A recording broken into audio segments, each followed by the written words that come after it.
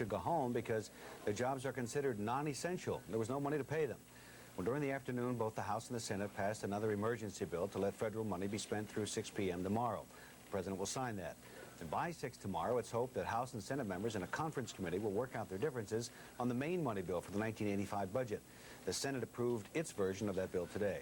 The President blamed the shutdown on Democrats who control the House. They called the shutdown a Hollywood publicity stunt and blamed the Republicans who control the Senate.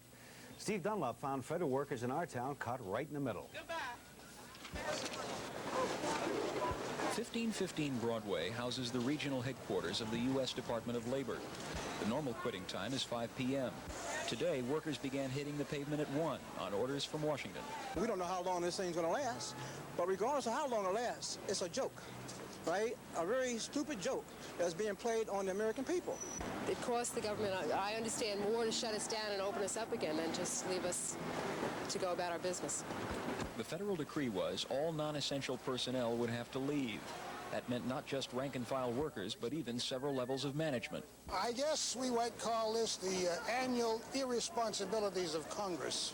It goes on year after year. They play these games, and we live with it, and that's the way it is. For each day that Congress fails to act, the workers will lose pay. Following a similar shutdown in 1981, however, Congress paid the workers retroactively when the budget authorizations finally passed. At 26 Federal Plaza, thousands of workers went home early. Others stayed behind. Herb Stupp is the regional director of Action. He and a handful of employees were declared essential to the functioning of the agency.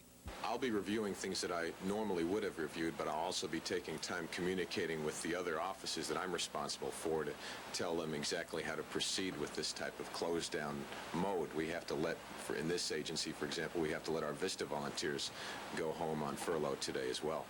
All told, there are 40,000 federal workers in the New York region.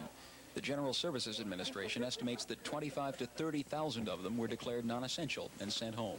Some federal officials expressed frustration with congressmen for adding riders of all kinds to the budget bill, from civil rights legislation to a ban on Teflon-coated bullets, thus delaying its ultimate passage.